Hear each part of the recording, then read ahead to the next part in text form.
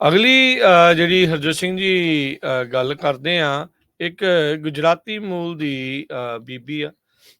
ਉਸ ਦੇ ਉੱਤੇ ਇੱਕ ਜਿਹੜਾ ਕੇਸ ਆ ਉਹ ਸਾਹਮਣੇ ਆਇਆ ਆ, ਜਿਸ ਵਿੱਚ ਕਹਿੰਦੇ ਵੀ ਇਹ ਭਾਰਤੀ ਰੀਜਨ ਦੀ ਔਰਤ ਆ, ਇਹ ਫੈਡਰਲ ਏਜੰਟ ਬਣ ਕੇ ਲੋਕਾਂ ਨੂੰ ਠੱਗਦੀ ਰਹੀ।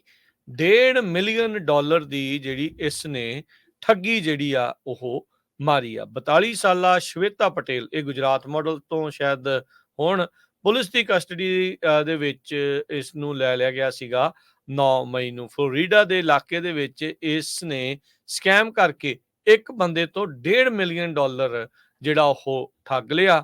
ਇਹੀ ਨਹੀਂ, ਇਸ ਨੇ ਕਈ ਹੋਰ ਸੂਬਿਆਂ ਦੇ ਵਿੱਚ ਗੋਲਡ ਬਾਰਸ ਦੇ ਸਕੈਮ ਆ ਉਹ ਵੀ ਜਿਹੜੇ ਉਹ ਕੀਤੇ, ਜਿਸ ਵਿੱਚ ਬਾਰ-ਬਾਰ ਆਪਣੇ ਆਪ ਨੂੰ ਫੈਡਰਲ ਏਜੰਟ ਦੱਸ ਕੇ ਉਹਨਾਂ ਦੇ ਕੋਲੋਂ ਜਿਹੜਾ ਆ ਉਹ ਸੋਨਾ ਬੁਲੀਅਨ ਆ ਉਹ ਬਾਏ ਕਰਨ ਦੀਆਂ ਗੱਲਾਂ ਆ ਉਹ ਕਰਦੀ ਰਹੀ, ਤੇ ਬਾਅਦ ਦੇ ਵਿੱਚ ਇੱਕ ਸਿਕਿਉਰ ਸਟੋਰੇਜ ਦੇ ਵਿੱਚ ਉਹਨਾਂ ਤੋਂ ਲੈ ਜਾਂਦੀ ਰਹੀ। ਸੋ ਉਸਨੇ ਕਾਫੀ ਜਿਹੜੇ ਲੋਕਾਂ ਨੂੰ ਹਰਜੋਤ ਸਿੰਘ ਜੀ ਸ਼ਵੇਤਾ ਪਟੇਲ ਨੇ ਜਿਹੜਾ ਉਹ ਠੱਗਿਆ ਆ। ਗੁਜਰਾਤੀ NRI ਜਿਹੜੀ ਵੂਮਨ ਆ, ਇਸ ਦੀ ਸਕੀਮ ਕਈ ਚਿਰ ਤੋਂ ਜਿਹੜੀ ਉਹ ਚੱਲ ਰਹੀ ਸੀਗੀ, ਤੇ 1.5 ਮਿਲੀਅਨ ਦੀ ਹੁਣ ਠੱਗੀ ਦੇ ਵਿੱਚ ਇਸ ਨੂੰ ਫੜਿਆ ਆ। ਤੇ ਇਸ ਤੋਂ ਇਲਾਵਾ ਪਹਿਲਾਂ ਵੀ ਸੋਨੇ ਦੀਆਂ ਠੱਗੀਆਂ ਜਿਹੜੀਆਂ ਆ ਇਹ ਮਾਰਦੀ ਰਹੀ ਹੈਗੀ ਆ। ਜੀ। ਅਗਲੀ ਖਬਰ ਵੱਲ ਚੱਲੀਏ ਤੇ ਮੈਟਾ ਨੂੰ ਲੈ ਕੇ ਆ। ਆਪਣੇ ਜਿਹੜੇ ਬਹੁਤ ਸਾਰੇ ਸਰੋਤੇ ਆ ਫੇਸਬੁੱਕ ਯੂਜ਼ ਕਰਦੇ ਆ, ਤੁਸੀਂ ਇੰਸਟਾਗ੍ਰਾਮ ਯੂਜ਼ ਕਰਦੇ ਆ, ਤੇ ਹੋਰ ਜਿਹੜਾ ਸੋਸ਼ਲ ਮੀਡੀਆ ਆ, ਟਵਿੱਟਰ ਆ, ਕਈ ਵਾਰੀ ਤੁਹਾਡੀਆਂ ਪੋਸਟ ਹੁੰਦੀਆਂ ਆ ਉਹਨਾਂ ਨੂੰ ਬਲੌਕ ਕਰ ਦਿੱਤਾ ਜਾਂਦਾ ਆ। ਸਾਡੇ ਵਰਗਿਆਂ ਦੇ ਤਾਂ ਕਈਆਂ ਦੇ ਪੇਜ ਜਿਹੜੇ ਆ ਉਹ ਬਲੌਕ ਕਰ ਦਿੱਤੇ ਜਾਂਦੇ ਹੈਗੇ ਆ, ਖਾਸ ਕਰਕੇ ਇੰਡੀਆ ਦੇ ਵਿੱਚ। ਹੁਣ ਇਹ ਖਬਰ ਇਹ ਆ ਰਹੀ ਆ, ਗਾਰਡੀਅਨ ਮੈਗਜ਼ੀਨ ਨੇ ਛਾਪੀ ਆ ਵੀ ਮੈਟਾ ਨੇ ਉਹ ਪੋਲੀਟੀਕਲ ਐਡਵਰਟਾਈਜ਼ਮੈਂਟਸ ਨੂੰ ਅਪਰੂਵ ਕਰ ਦਿੱਤਾ ਜਿਹੜੀਆਂ ਵਾਇਲੈਂਸ ਫੈਲਾਉਂਦੀਆਂ ਹੈਗੀਆਂ।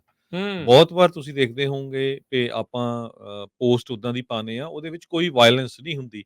ਹਾਂ, ਕ੍ਰਿਟੀਕਲ ਜ਼ਰੂਰ ਹੁੰਦੀ ਆ, ਕਿਸੇ ਪੋਲੀਟੀਸ਼ੀਅਨ ਦੀ ਹੋ ਸਕਦੀ ਆ, ਪਰ ਹੁਣ ਤੁਸੀਂ ਦੇਖੋ ਵੀ ਜਿਹੜੀ ਉੱਥੇ ਇਲੈਕਸ਼ਨ ਚੱਲ ਰਹੀ ਆ, ਉੱਥੇ ਮਿਨੋਰਟੀਜ਼ ਨੂੰ ਇੱਕ ਤਰ੍ਹਾਂ ਦੇ ਨਾਲ ਡਿਮੋਨਾਈਜ਼ ਕੀਤਾ ਜਾਂਦਾ ਆ, ਖਾਸ ਕਰਕੇ ਮੁਸਲਮਾਨਾਂ ਨੂੰ, ਸਿੱਖਾਂ ਨੂੰ, ਕਿਸਾਨਾਂ ਨੂੰ, ਤੇ ਜੋ ਓਰੀਜਨਲ ਲੋਕ ਹੈਗੇ ਆ, ਛੱਤੀਸਗੜ੍ਹ ਵਾਲਾ ਏਰੀਆ ਹੈਗਾ ਆ ਇੰਡੀਆ ਦੇ ਵਿੱਚ, ਉਹਨਾਂ ਨੂੰ। ਤੇ ਹੁਣ ਫੇਸਬੁੱਕ ਦੀ ਜੋ ਪੂਰੀ ਇਨਵੈਸਟੀਗੇਸ਼ਨ ਕੀਤੀ ਪੋਸਟ ਦੀ, ਫੇਸਬੁੱਕ ਤੇ ਇੰਸਟਾਗ੍ਰਾਮ ਦੀ, ਇਹ ਗਾਰਡੀਅਨ ਜਿਹੜਾ ਨਿਊਜ਼ਪੇਪਰ ਆ, ਉਹਨਾਂ ਨੇ ਇਹ ਕਿਹਾ ਵੀ ਕਈ ਐਡਸ ਜਿਹੜੀਆਂ ਆ ਜਿਨ੍ਹਾਂ ਦੇ ਵਿੱਚ ਝੂਠੇ ਕਲੇਮ ਕੀਤੇ ਗਏ ਸੀ ਵੀ ਜਿਹੜੇ ਮੁਸਲਮਾਨ ਆ ਉਹ ਹਿੰਦੂਆਂ ਨੂੰ ਖਤਮ ਕਰ ਦੇਣਗੇ ਇੰਡੀਆ ਦੇ ਵਿੱਚੋਂ, ਇੱਕ ਪਾਕਿਸਤਾਨ ਦਾ ਝੰਡਾ ਲਾ ਕੇ, ਹੋਰ ਵੀ ਮੁਸਲਮਾਨਾਂ ਤੋਂ ਬਹੁਤ ਖਤਰਾ ਹੈਗਾ ਆ ਇੰਡੀਆ ਦੇ ਵਿੱਚ ਹਿੰਦੂ ਲੋਕਾਂ ਨੂੰ। ਸੋ ਇੱਦਾਂ ਦੀਆਂ ਜਿਹੜੀਆਂ ਈਵਨ ਐਡਸ ਵੀ, ਜਿਹੜੀਆਂ ਗੱਲਾਂ ਬਾਤਾਂ ਉੱਥੇ ਦੇ ਇਲੈਕਟਡ ਆਫੀਸ਼ੀਅਲ ਜਾਂ ਜਿਹੜੇ ਕੈਂਡੀਡੇਟ ਕਰਦੇ ਰਹਿੰਦੇ ਆ, ਉਹਨਾਂ ਨੂੰ ਅਪਰੂਵ ਕੀਤਾ ਗਿਆ। ਸੋ ਇਹ ਹੁਣ ਕਿਸ ਬੇਸ ਦੇ ਉੱਤੇ, ਇਕੱਲਾ ਕਹਿੰਦੇ ਵੀ ਇਹ ਜਿਹੜੀਆਂ ਕਈ ਵਾਰੀ ਬੰਦਾ ਸੋਚ ਲੈਂਦਾ ਹੋ ਸਕਦਾ ਹੋਰ ਲੈਂਗੁਏਜ 'ਚ ਹੋਵੇ, ਪਰ ਇਹ ਵੀ ਨਹੀਂ ਪੋਸੀਬਲ।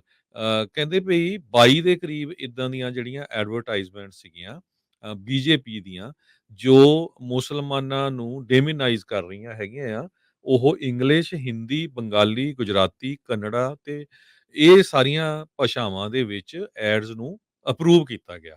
ਸੋ ਇੱਥੋਂ ਤੁਹਾਨੂੰ ਅੰਦਾਜ਼ਾ ਲੱਗਦਾ ਵੀ ਇਹ ਜਿਹੜੀਆਂ ਵੱਡੀਆਂ-ਵੱਡੀਆਂ ਕਾਰਪੋਰੇਟਸ ਆ, ਕਿੱਦਾਂ ਇਹ ਮੱਥਾ ਟੇਕਦੀਆਂ ਹੈਗੀਆਂ ਆ ਲੀਡਰਾਂ ਦੇ ਅੱਗੇ, ਤੇ ਜਦੋਂ ਕੋਈ ਆਮ ਬੰਦਾ ਆਪਣਾ ਵਿਊ ਪੁਆਇੰਟ ਸ਼ੋ ਕਰਦਾ ਤੇ ਉਸ ਨੂੰ ਉਹਨਾਂ ਹੀ ਸਰਕਾਰਾਂ ਦੇ ਕਹਿਣ ਦੇ ਉੱਤੇ ਇਹ ਕੰਪਨੀਆਂ ਤੁਹਾਨੂੰ ਬਲੌਕ ਕਰ ਦਿੰਦੀਆਂ ਹੈਗੀਆਂ। ਜੀ ਬਿਲਕੁਲ।